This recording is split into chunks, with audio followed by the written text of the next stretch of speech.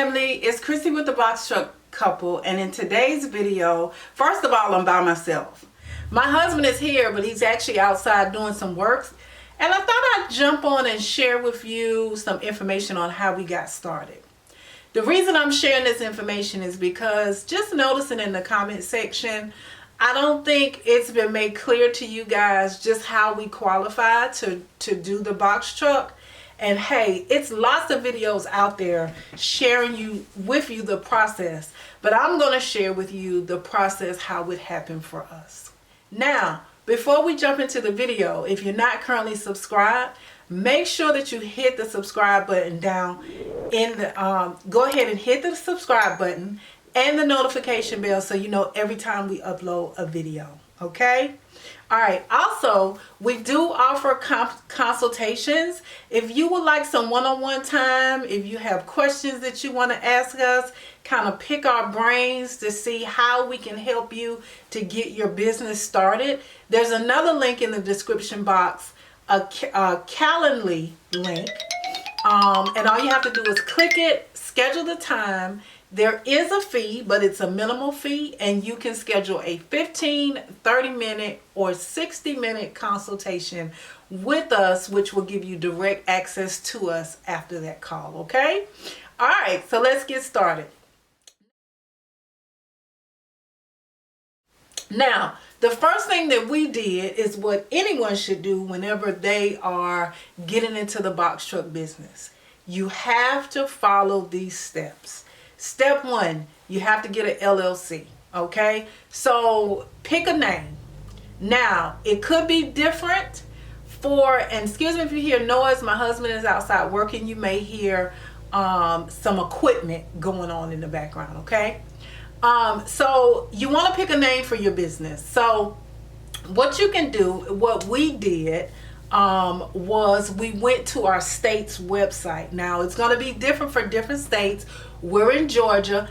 All the links that I share with you will be down in the description box. So we went to the state's website.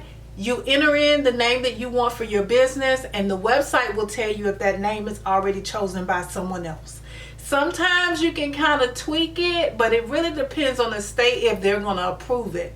We personally, this was our third choice.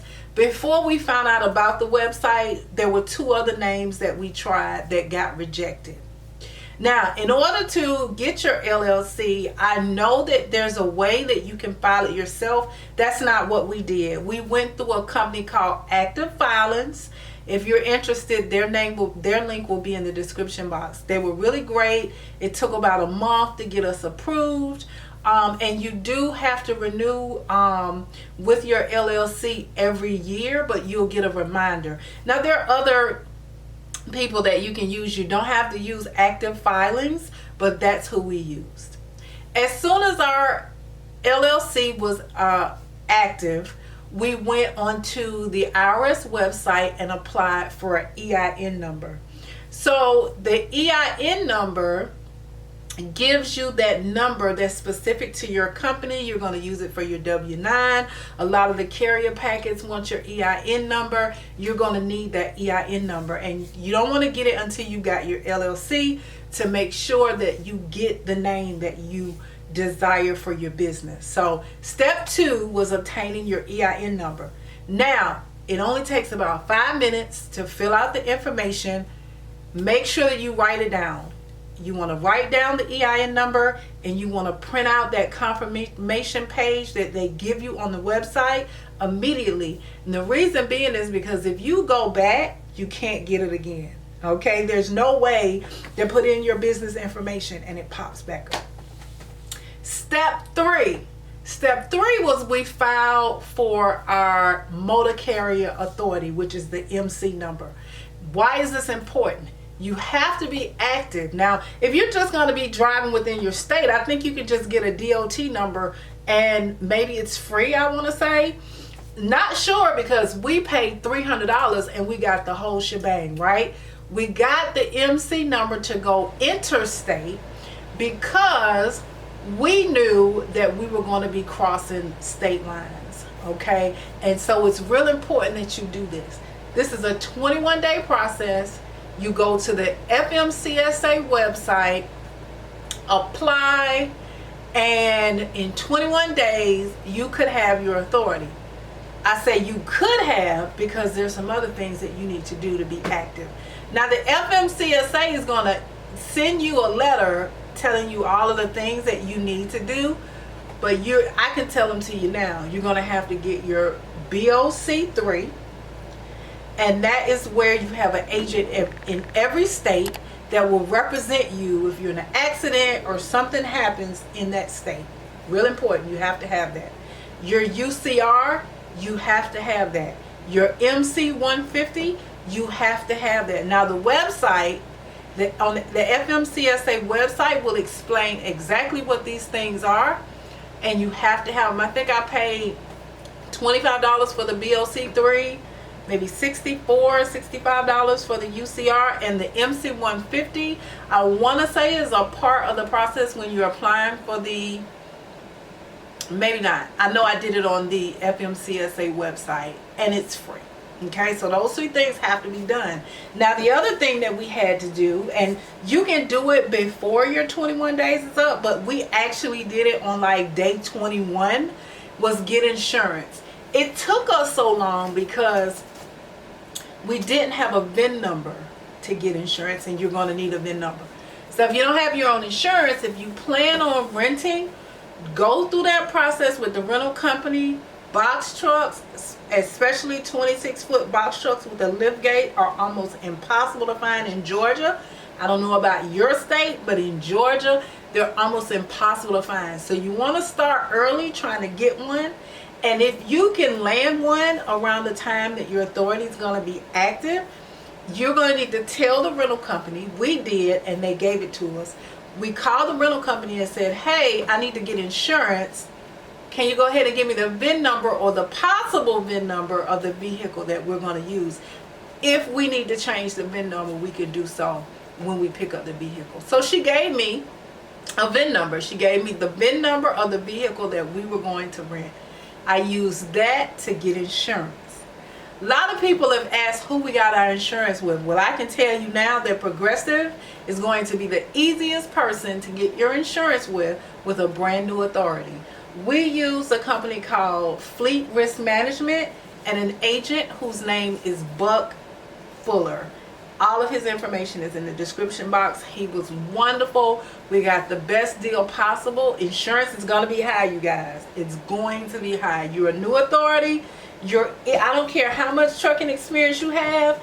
You are a brand new authority, so you're a new trucker, and it's going to be expensive. So you want an agent that's really going to work with you and help you to get the best deal possible. So his information will be down in the description box. We got insurance on day 21. Honestly, we already had a quote. So all I had to do was call him and say, okay, we're ready to get insurance. Here's the VIN number. We got insurance on day 21. He uploaded our insurance information, I want to say, on day 22. And on day 25, we were active.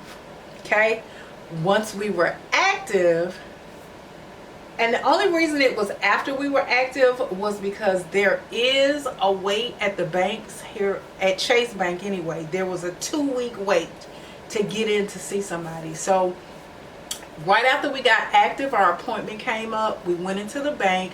We got our business account set up. That's also really important. Like, you're a business. You're going into these carriers, utilizing their services. They're going to want to have a legitimate business bank account to deposit your information in.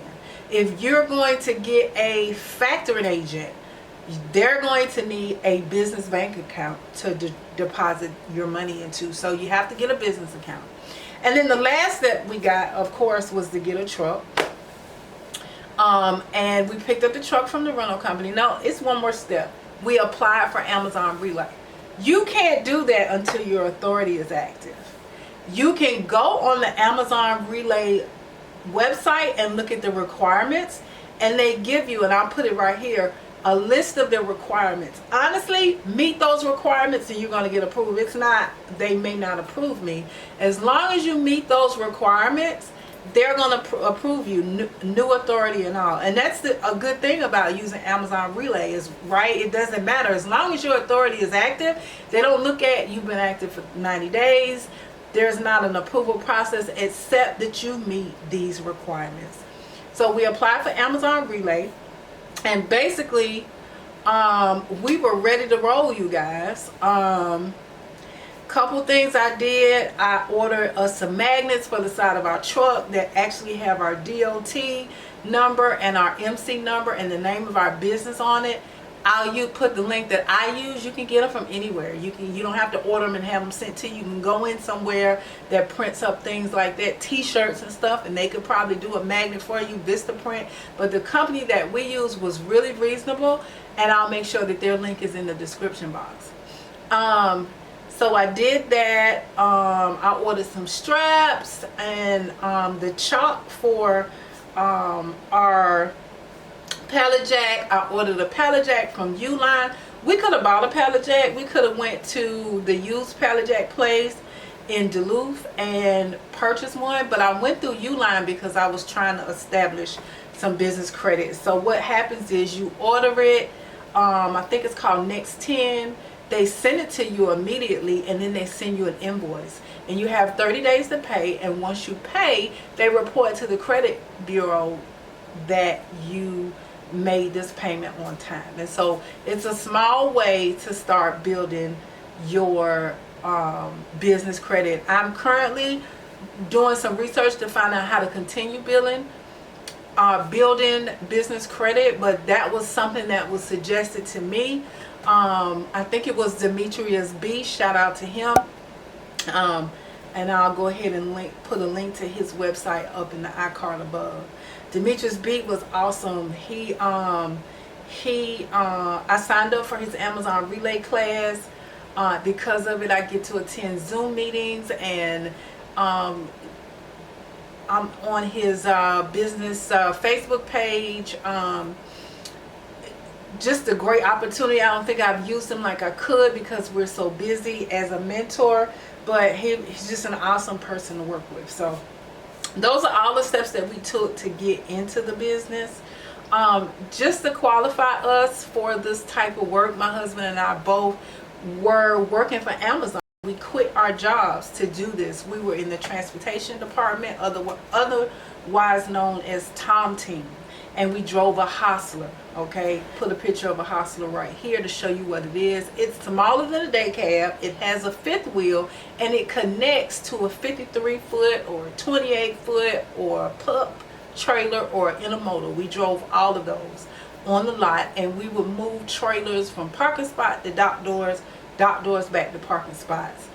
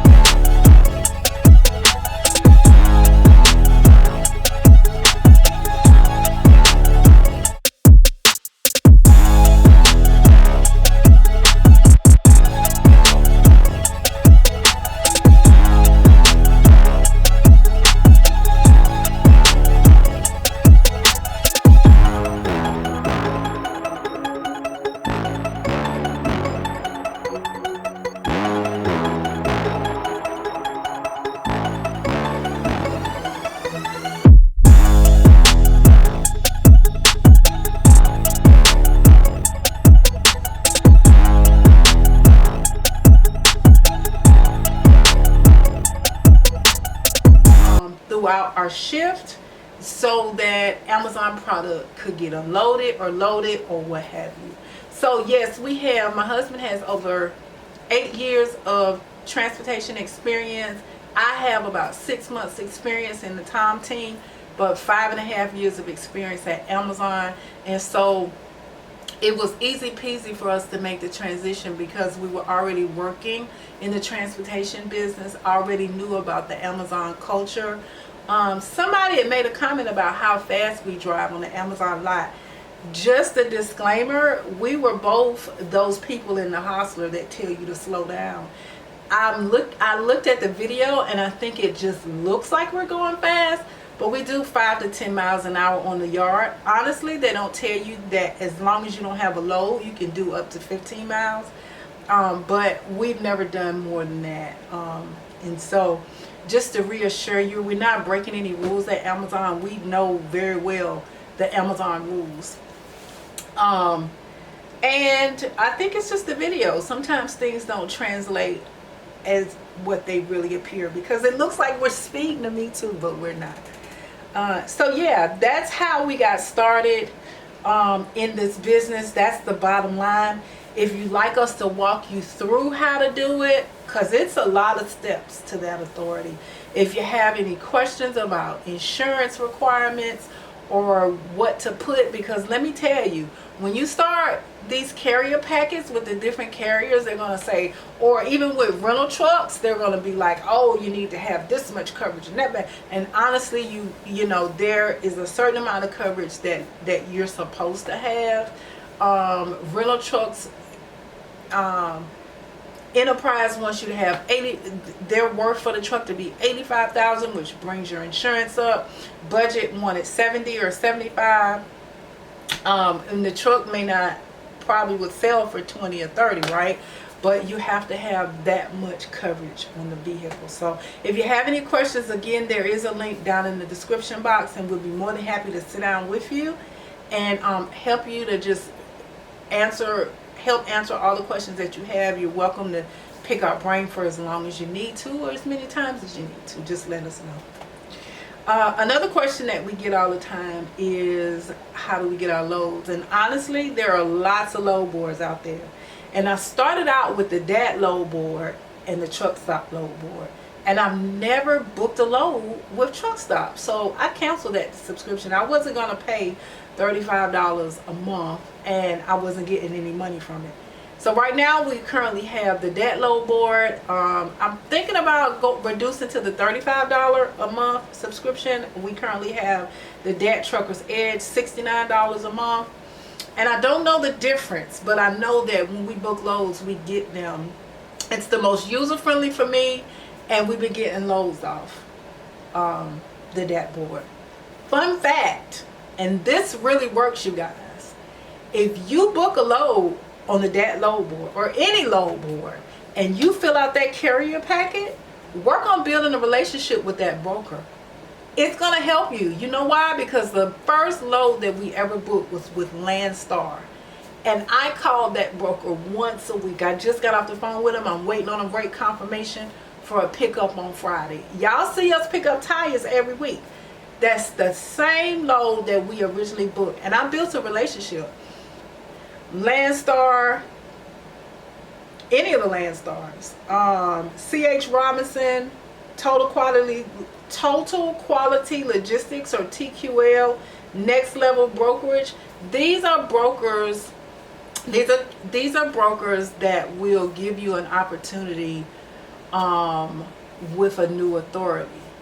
You don't always get the best rate, but they will give you an opportunity. Now you're going to get a lot of no's because you got a new authority. Don't get frustrated by those no's. Just keep calling. There are a lot more loads on the load board. Just keep calling, okay? Just keep calling. Put yourself out there. They tell you no today. You see a load for them tomorrow. I call them back anyway. There is one broker that I may email once a week, and I get the same response.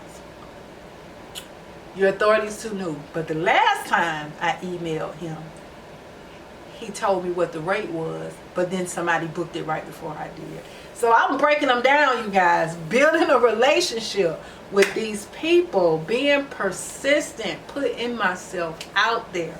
I'm actually waiting until we have 90-day authority, because there is a company that I heard was really good. The name of that company is Flock Freight, and I heard that Flock Freight was really good about box truck loads. but you have to have 90-day authority. So we're about a month and a half away from that, and I'm super excited because I feel like the loads are going to open up more for us. Being a new authority, at most of the time, we're just taking what we can get, right? Like, I see the comments about, oh, you cheated yourself, you're only getting this much out the gas. You know what? As a brand new authority, we just got to get some money. We got to be able to put gas in the truck. We got to be able to pay some bills. We got to get some experience picking up loads. So yeah, we've taken a $400 load to go to Birmingham and put $200 in the tank. Okay. Not proud of it. I know 90 days from the day of that our authority went active, the loads that we picked then will probably be a lot better than the loads that we pick now. Now we're learning the business, and we're sharing with you the mistakes that we make throughout this journey, so you don't have to make those same mistakes. I hope that it's helpful. I hope that you learn something from it, and I hope that we learn something from it and we grow. And we've learned a lot from this business so far. So that's where we are with it, you guys. We're not perfect. This channel is not about perfection, and it's not about how to become a millionaire as a box truck owner. This channel is simply about two people that had a dream to own their own business as a box truck company that are learning, and we're sharing what we are learning with you guys. And we don't do it perfectly. You're not going to do it perfectly. You're going to make mistakes. So, but hopefully we can help you avoid some of the things that you don't have to go through, because we've already been through it. So I hope that I've been really helpful. I appreciate each and every one of you for watching. Your comments are amazing. You're very supportive, and we're just so very grateful. Thank you so much. Thank you for being a part of the box truck couple journey. I hope that we can continue to help somebody to learn about this business through our eyes and see what we've experienced. Our goal is to be fully transparent and honest in all of our dealings, and that's what we're going to continue to do. So I hope that's been helpful. Make sure that you hit the subscribe button if you haven't already, and I'll see you in the next video. Bye.